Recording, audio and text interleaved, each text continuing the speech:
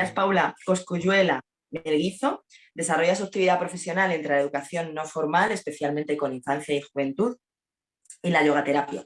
Además, tiene experiencia en procesos artísticos y actualmente investiga sobre cuerpos y sexualidades desde un feminismo transformador y crítico. Ha estudiado con nosotras la formación en sexología y género, el máster en sexología y género, y nos plantea su TFM, qué feminismos, para qué sexualidades, nudos, retos y desafíos para la sexualidad desde los feminismos contemporáneos. Quería decir un poco desde dónde parte esta reflexión, que es mi trabajo final de máster, y pues reflexionando estos últimos días tiene mucho que ver con la clase de mi querida Manu Palomo, de sexualidades y feminismos, donde ella nos pone a pensar desde el minuto cero, ¿no? Donde nos pregunta que sí, que estamos estudiando algo con perspectiva feminista, pero que qué apellidos tiene nuestro feminismo, que dónde nos situamos dentro del feminismo, ¿no? También nos pregunta para qué estudiamos sexualidad, ¿no? Y un poco, pues a la respuesta de para qué no, es, para mí me viene contestar como para ampliar imaginarios, para generar nuevos itinerarios, ¿no? Para acompañar muchos malestares que la estructura patriarcal y capitalista genera a la hora de la vivencia de las sexualidades en las personas.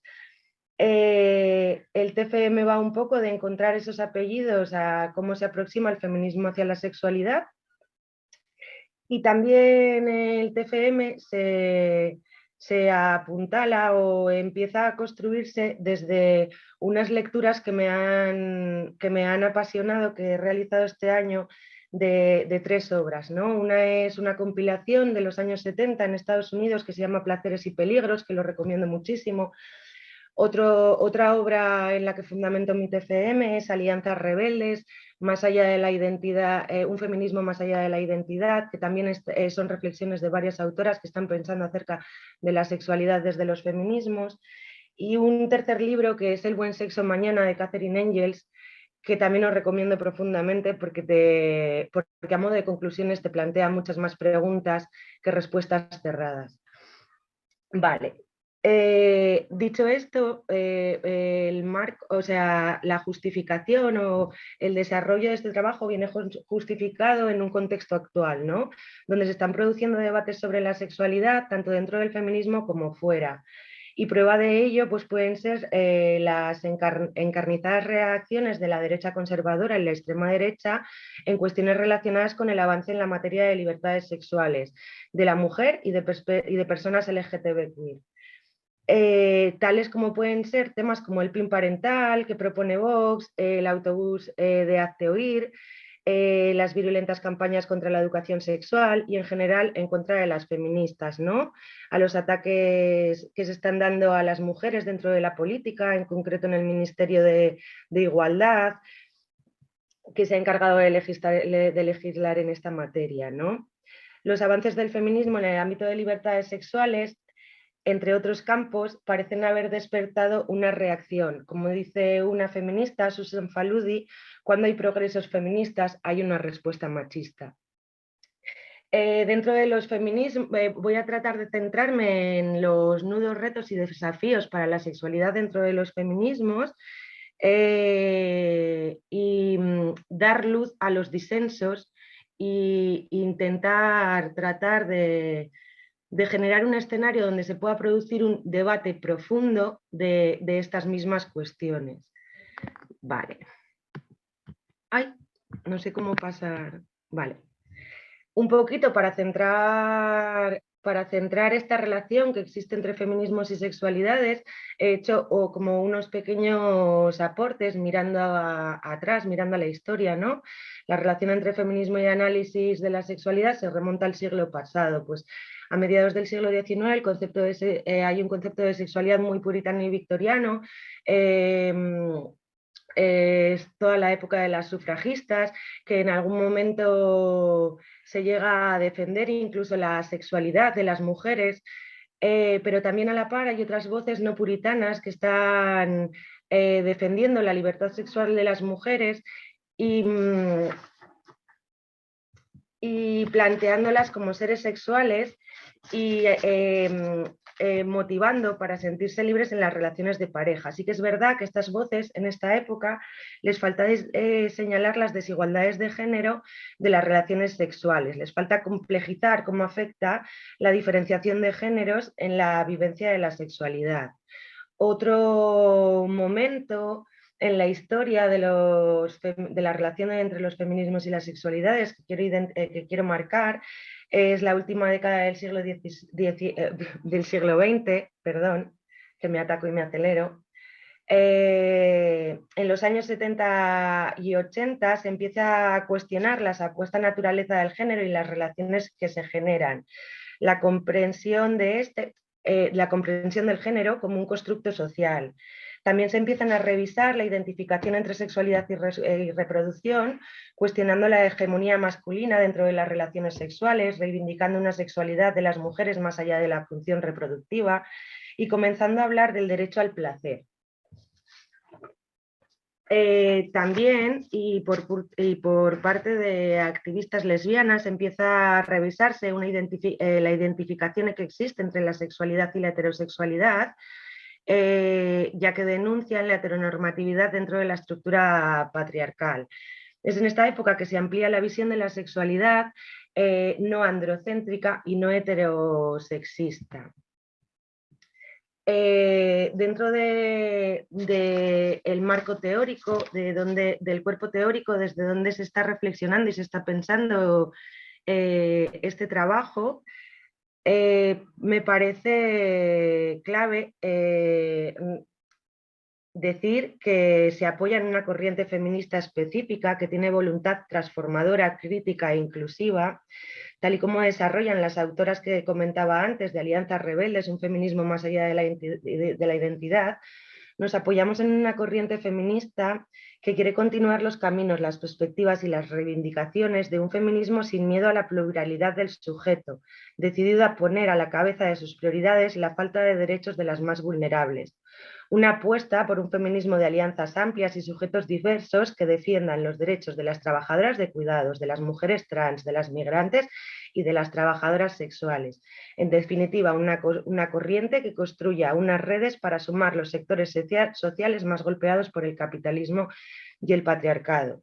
Y dentro de esta presentación al marco teórico quiero también hablar de los conceptos que más uso dentro del TFM y pensarlos en clave feminista y en esta clave feminista de esta corriente específica que acabo de enunciar, ¿no? Así pues, la sexualidad la defino en el trabajo un poco como el aspecto central del ser humano, como ya acuña la OMS, que se construye a través de una interacción entre individuo y estructuras sociales. Luego la consideramos como un constructo social también, y del desarrollo pleno de la sexualidad es esencial para el bienestar. Sí, pues, y haciendo referencia a la sexpol, entender la sexualidad desde su dimensión biopsicosocial. Cuando me refiero al término género, quiero pensar en él como un conjunto de ideas, creencias y atribuciones sociales que se construyen en cada cultura y cada momento histórico en base a la diferenciación sexual. Es decir, también, igual que la sexualidad, son construidas socialmente, es decir, tienen posibilidad, tienen la cualidad de ser transformables. Cuando me refiero a qué aproximación feminista a la sexualidad que mantiene este trabajo, pues la centro en la idea de placer, libertad y autonomía de las personas, sin obviar que la violencia sexual, sexista y LGTB queerfóbica existe. Y aquí quiero hablar de esta obra que os he dicho al principio, de Placeres y Peligros, concretamente de un artículo del artículo El placer y el peligro hacia una política de la sexualidad, de la autora Carol Vance, que también es la recopiladora del libro, ¿no? Ella habla que la sexualidad es a la vez un terreno de constreñimiento, de represión y peligro, y un terreno de exploración, placer y actuación, planteando la sexualidad como una tensión entre peligro y placer. También Vance apunta en el mismo artículo que se pasa por entender que las identidades personales profundamente sentidas como la masculinidad y la feminidad, la heterosexualidad o la homosexualidad, no son privadas ni producto exclusivo de la biología. Es decir, las podemos entender como constructo social creadas por la intersección de fuerzas políticas, sociales, económicas que varían con el tiempo. Cuando se habla en el trabajo acerca de violencia sexual, proponemos pensar la misma como parte de un conjunto de relaciones de poder, tal y como plantea la antropóloga y escritora Rita Segato, cuando afirma que la violación es un acto de poder y dominación, y no una parte intrínseca de la sexualidad. Segato nos permite comprender que en el acto de la violación hay una libido dirigida no al deseo ni al cuerpo de la víctima, sino al poder que se está ejerciendo, señalando que la violencia sexual está mostrando una estructura patriarcal que genera desigualdades y maneras concretas de pensar. Por lo tanto, considero que una de nuestras tareas como feministas sería subsanar el imaginario colectivo sobre este tema.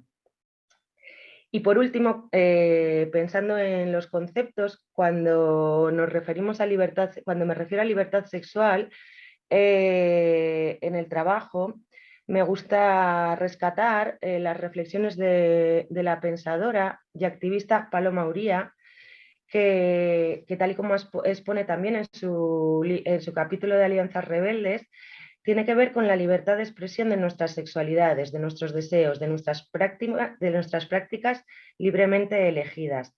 Tanto para ella como para este trabajo es importante alejarnos de la idea por la que la libertad sexual de las mujeres y disidencias sexuales y de género queda entendida como mera protección por parte del Estado, ya que ésta acaba legislando sobre el deseo de las mujeres e infantilizándolas. También dentro del marco teórico quería un poquito hablar muy rápidamente de los antecedentes, ya que cuando revisamos qué nudos, desafíos hay dentro del feminismo actual, la conclusión a la que llego es que esto no es nada nuevo, es que se llevan dando a lo largo de la historia del feminismo una y otra vez, ¿no? Durante los primeros años del feminismo, en la segunda mitad del siglo XIX, en el contexto español se reprodujeron muchas cosas del feminismo cultural estadounidense. Por ejemplo, cuando se decía que todos los hombres eran unos violadores o se combatía la pornografía por ser una manifestación violenta contra las mujeres. Estas posturas generan malestares y se abren profundos debates dando pie a posiciones diferenciadas en temas como la pornografía, la prostitución o la transexualidad. Al igual que sucedió en Estados Unidos, antes aparecieron voces críticas que se enfrentaban a un feminismo con una concepción del feminismo y de la sexualidad monolítica, en el hecho de que ser mujer era lo importante para situarse en el mundo. Estas voces críticas defendían que la sexualidad femenina como la masculina eran constructos sociales y culturales, por lo que podían ser transformadas. Y un poco así como una revisión de grandes hitos, como dice Paloma Uría, que nos han llevado hasta los debates que están sucediendo hoy en el seno del feminismo, pueden ser las jornadas feministas masivas. Ay, perdón, que aquí me he saltado algo. Las jornadas feministas masivas que se dieron en Granada en el 2009, que tuvieron una mesa donde tuvieron voz trabajadoras sexuales, también hubo una mesa con una participación de hombres trans en la que pedían alianzas y apoyos a las feministas y que las feministas acogieron con gran ilusión acompañar en estas alianzas y empezar a pensar en el transfeminismo, ¿no? También uno de estos hitos son las movilizaciones contra el intento de gobierno del PP de derogar la ley de interrupción voluntaria del embarazo, las manifestaciones contra las agresiones sexuales del movimiento MeToo, las movilizaciones por el caso de La Manada, el autobús transfobo de Hazte Oír, que nos colocan en los debates actuales. Vale, las ideas que defiende un poco, desde donde se sitúa este trabajo, es un feminismo no esencialista, no identitario y no punitivista. Con no esencialista, lo no esencialista quiere criticar la noción de que el sexo existe como una fuerza natural anterior a la vida social. También, desde el no esencialismo, se quiere poner en duda que hay una esencia natural femenina y otra masculina que están entendidas como fuerzas opuestas. Desde la perspectiva no esencialista, se intenta construir un feminismo diverso que piense en sexualidades más allá del binarismo. También la idea de lo no identitario, que plantea una crítica al esencialismo identitario directamente vinculado a estrategias excluyentes, que plantea poner en duda que la idea de que el único sujeto político del feminismo son las mujeres, que tiene un objetivo que combate las desigualdades e injusticias de la estructura patriarcal y que tiene por intención construir un feminismo más amplio, plural y mestizo, y que aboga por entender la identidad como una estrategia política y no como un lugar rígido en el que definirse y desde el que habitar. Y también una perspectiva, una idea no punitivista desde el feminismo, que critica la demanda recurrente del uso poder punitivo, que dice que las violencias tienen un origen social, cultural y estructural, por lo tanto, no pueden ni deben ser eliminadas atendiendo al juicio y al castigo, sobre todo individualizando ese juicio y ese castigo, que tiene por objetivo una sociedad más igualitaria y justa y no continuar con la cultura del castigo, o por lo menos revisar y ponernos a pensar, a ampliar el imaginario que hay en torno a la cultura de la violación, para construir un feminismo transformador que utilice como estrategias de cambio la educación, el pensamiento crítico y la restauración. Y después de todo este marco teórico, he querido reseñar, aunque son muchos y hay otros, lo que para mí a día de hoy, en la actualidad, son los nudos, retos y desafíos más importantes a los que nos enfrentamos desde los feminismos para reflexionar acerca de la sexualidad. El primer bloque que he definido lo denomina esencialismo e identidad, derivas identitarias y esencialistas del feminismo, y en él quería remarcar un poco como dos pensamientos que aparecen, ¿no? que además muchas veces vivimos como confrontados entre sí.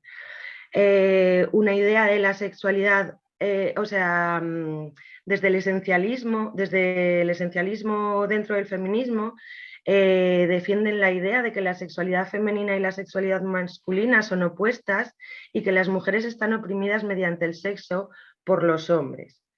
Hay otras visiones que piensan de una manera diferente en torno a esto, que no niegan los peligros que hay dentro de las relaciones sexuales y las desigualdades de género, ni tampoco niegan que sean necesarias algunas medidas de seguridad por parte del Estado, pero que piensa que la estructura oprime tanto a hombres y mujeres, entendiendo que el hecho de ser hombre y mujer es un constructo social, y que plantean poner el acento en el centro, poner el acento en el placer para ir a escenarios de mayor apertura y libertad sexual. Otro nudo que veo dentro de los feminismos, lo he querido denominar como ¿dónde están las otras? Y tiene como dos epígrafes dentro de ella, que son las trabajadoras sexuales por un lado y la lucha trans por otro. Dentro de las trabajadoras sexuales del nudo podemos encontrar una postura abolicionista por parte del gobierno de coalición, en la que piensan, en la que acuñan la idea de que entienden la prostitución como una forma de explotación hacia las mujeres, frente a otras feministas que promueven cubrir los derechos de las trabajadoras sexuales, poniendo el acento en la diferenciación entre trabajo sexual y prostitución, dando agencia a las trabajadoras sexuales para que sean ellas las que denuncien las discriminaciones y las vulnerabilidades. Por otro lado, dentro del epígrafe de lucha trans, veo que en el panorama actual hay dos posiciones muy marcadas. Por un lado, la vuelta al esencialismo identitario, donde el sujeto tiene que ser exclusivamente mujer y donde muchas veces se va a posturas sumamente biologizantes porque acaban diciendo que la mujer es la persona que tiene determinados genitales y esta postura se cierra como a posibles alianzas para sumar fuerzas en cuanto a la lucha, con las personas trans. Por otro lado, hay otras corrientes de pensamiento feminista crítico que promueven que si estamos unidas en luchar contra la estructura patriarcal y el sistema de género, la mejor idea sería sumar alianzas en función de objetivos concretos y no tanto de lo que nos define como sujetos políticos, y abogan por una corriente transfeminista. Otro de los epígrafes, otro de los nudos, retos y desafíos que he marcado en mi trabajo, lo he querido llamar la cultura del castigo, el punitivismo y las víctimas. ¡Uy! ¡Mierda! Y he perdido el papel y estoy un poquito volada, pero bueno. ¿Qué quiere venir? Tranquila, que ya te queda poquito, o sea que no, ¿vale? Reconduce si quieres con lo que tienes en el PowerPoint, ya está. Vale, bueno, pues cuando hablo un poquito de cultura, castigo, el punitivismo y las víctimas, quería remarcar que hay un desafío para mí bastante interesante, ya que hay una cierta corriente del feminismo que está haciendo como un uso excesivo, a mi modo de entender, del poder. Del poder punitivo y legal, ¿no? Buscando soluciones que tienen que ver con el castigo, con el juicio, y que tienen que ver a un nivel más individual que estructural, cuando creo que deberíamos centrarnos más en ese nivel estructural, para concebir también a los agresores y a las víctimas no tan polarizados, no tan en esos arquetipos, y como decía en algún momento de la presentación, para ampliar sobre todo el imaginario en torno a la cultura de la violación, ¿no? En el cachito del trabajo lo explico un poquito más.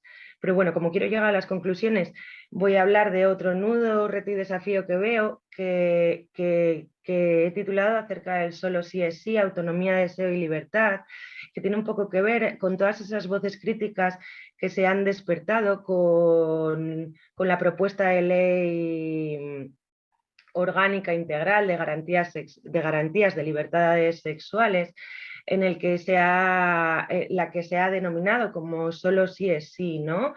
Y plantea, y debaten un poco y plantean y reflexionan acerca del consentimiento y acerca de por qué se deja de lado ese lema que utilizábamos antes las feministas, que era solo no es no, donde sí que hay una voluntad por parte de las mujeres y de decisión, de ser sujeto activo, de deseo, y se cambia por un solo sí es sí, creo que enmarcado y entendiendo como único escenario posible de la sexualidad, casos como la manada o otros casos de agresiones sexuales, en el que bajo este lema de solo sí es sí se acaba reduciendo la voluntad de las mujeres, que son sujetos pasivos que están respondiendo a una pregunta que se les cuestiona, quitándoles así esa voluntad. No sé si me he explicado muy bien, pero es que es un tema un poquito como profundo y farragoso, ¿no? Bueno, y para mí estos son como los grandes temazos, los grandes nudos, retos y desafíos sobre los que nos tendríamos que sentar desde todas las visiones, acogiendo todas las pluralidades, a pensar y a ver hacia dónde nos llevan en pro de construir una sociedad más justa, más igualitaria, donde no nos dejemos a nadie fuera. Y a modo de conclusiones del TFM, para mí hay tres principales. Una es arrojar luz a los objetivos de fondo que tenemos en la lucha transfeminista, en la lucha feminista, que no pueden ser excluyentes o limitantes de la libertad y de los placeres de las mujeres ni de las disidencias de género y sexuales. Tenemos que estar todas, tenemos que estar todes. También muy importante, y es que ahora con la reapropiación neoliberal del término feminista también parece que que compras como una chapita y te conviertes en feminista, y muchas veces no hacemos una revisión a la historia ni a las genealogías feministas que nos sitúan donde estamos ahora, ¿no? Y pues defender eso, el revisar, el mirar dónde se quedaron nuestras hermanas, bueno, pues eso. Y también asentarse en un feminismo de alianzas amplias y sujetos diversos, que tiene una idea de la sexualidad y del género como un constructos sociales, del mismo modo que entiende las libertades sexuales y la violencia sexual como fenómenos sociales. ¿Para qué? ¿Para qué constructos sociales? Para ver que pueden ser transformables. ¿Para qué fenómenos sociales? Para implicarnos toda la sociedad, todos los individuos en ver cómo pensamos y cómo entendemos estos fenómenos. Y por último, y ya acabo de verdad, porque para mí este trabajo me ha traído más preguntas que conclusiones, pues a modo de conclusiones quería traer unas reflexiones para complejizar el debate feminista acerca de la sexualidad.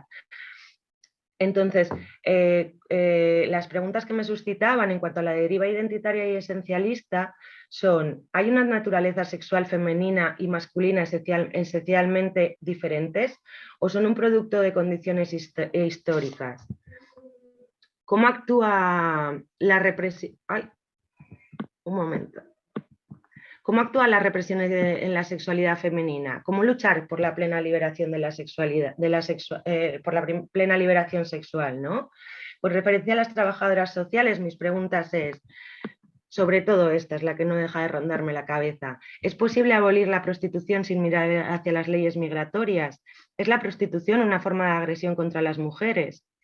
También en el apartado del desafío que suponen las alianzas trans, me vienen preguntas como: ¿suponen las personas trans y sus derechos una eliminación de la categoría mujer? ¿Qué sucedería con la inclusión de los hombres en el feminismo? ¿Son posibles las políticas feministas? Y una que no hay aquí puesta: ¿deberíamos poner en la agenda transfeminista o feminista abolir la intención o la idea de abolir el género? Cuando planteo el reto llamado cultura del castigo, me vienen preguntas como: ¿es lícito recurrir en todas las ocasiones al aparato penal que responde de manera individualizada a estos problemas? ¿Dónde se proponía un debate político y se está proponiendo una judicialización? Uy, va, ¿qué consecuencias tendría esto, no? Y ya por último, las reflexiones o las preguntas que todavía a día de hoy me sigo contestando dentro del epígrafe acerca del solo sí es sí, es: desplazar el placer y asociar el sexo. Un momento otra vez. Al peligro, fomentando el miedo, es una manera de control patriarcal. Lo peligroso para el orden social es el placer de las mujeres y disidencias sexuales y de género. ¿Cuáles son los discursos feministas para afrontarlo? ¿Se puede legislar el deseo? Y con esto ya sí que sí, toda la información que he soltado, un poco caótica, os quería agradecer que estéis aquí este domingo por la mañana y que por favor sigamos pensando juntas y construyendo una sociedad donde quepamos todos. Gracias.